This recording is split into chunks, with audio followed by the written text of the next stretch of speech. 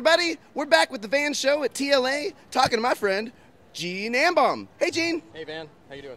I'm doing great. So, Gene, can you tell us a little bit about your new book? My new book is called Read Well with Others. It's a collection of unshelved comics.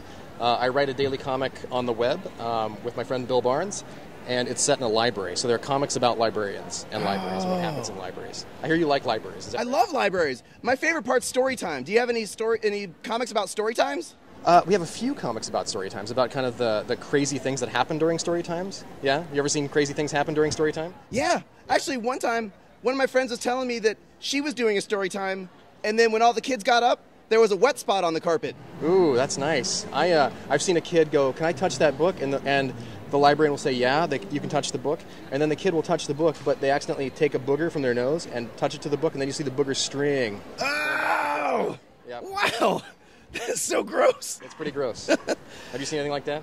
No, nothing quite that disgusting. Although I have seen, one time a little kid was in front of me and turned around and had a snotty nose, and then a bubble started growing on their nose. Oh. A snot bubble. Did it float away? No, it that popped. That was kind of even grosser. Maybe I'll do a comic about that. I like the visual image of that. Awesome. Floating away on a snot booger. Okay. Awesome. So can you tell us a little bit about Poopy Claws? I'm really intrigued by the title. Poopy Claws is it's about a cat with very, very dirty paws. The cat cleans up after himself, but he's not very good at burying what he makes, let's say. So, and then craziness ensues. So you start off with the idea to write a story about cat poop. Yes. And then it gets crazier from there. I was like, how can I make that worse? And then I made it worse. Yeah. That's great. So where'd you get the inspiration for that book? So at my house we have two cats. We have Maple and Tokyo. And Maple is just a nice little black cat, very clean, very smart. But Tokyo is a big, dumb orange cat. And Tokyo's paws are often very dirty. But they're dirty usually when he goes out and he's outside and they get muddy and he doesn't clean them off. But I thought, what if that wasn't mud? And then I took it to its logical conclusion.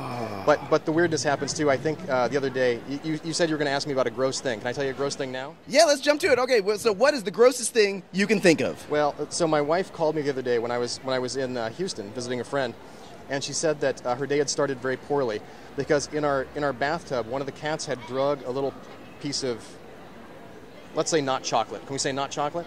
It was not. I think we can figure out what not chocolate is. Chocolate. But it looked like a chocolate Easter egg and had smeared it all over the place. And so her day started right after Easter by having to pick up this thing that looked like a little chocolate Easter egg that had been smeared all over our bathtub. And I was so glad I was in Texas and not at home. So. Yeah. Well, you know, it does make more sense that a bunny would lay that kind of egg than a real egg. That I can see, yeah. And I figured maybe there was a magical bunny that laid it in that shape, and that's how the Easter Bunny story came about. Wow. So the Easter... Maybe that's my next book, huh? Yes. Chocolate Easter Bunny. The Origin of Easter. That's right. Starring bunny poop. Exactly.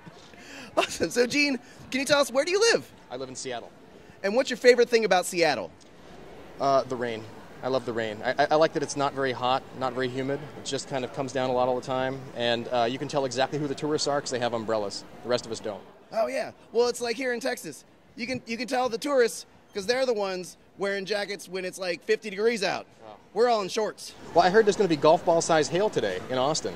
What do you do with golf ball size hail? I don't understand. What do I do? I have to get under cover? Do I have to run for a shop? What do I do?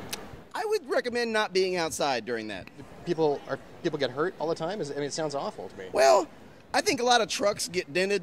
Yeah. I think some roofs get damaged. I don't know how many people get hurt. Maybe they do. If I wear a hat, am I safe, or do I need to get a helmet of some kind? You guys have a hail helmet somewhere? I would suggest a helmet. Maybe one of those helmets like they wear on safaris. Done. Okay, a pith helmet. I'll do that. Yeah, there you go. That's what it's called. Okay. Awesome. Right. So you told us about your pets. We talked about gross stuff. We talked about your inspiration for your books. I guess the only other question I got for you is, what's your favorite thing about being an author? My favorite thing is that when I write Unshelved, librarians will send me stories about the terrible and weird things that happen in their days. And so I get to hear all the stories everybody has, and then I get to make comics about those too. So it's really fun. That's awesome. Hey, can you open up your book so we can see a little bit of the pictures inside? Sure. Let's see. This is Unshelved. Looks just like a comic. Oh yeah, it's even in color. It is in color. Can you see that?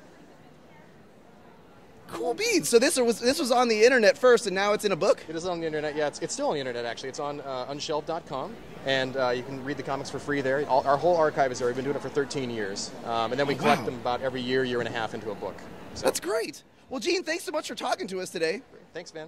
Yeah. All right, now we're going to turn to the camera and say goodbye. You ready? Okay, sure. Ready? Here we go. Bye. Bye.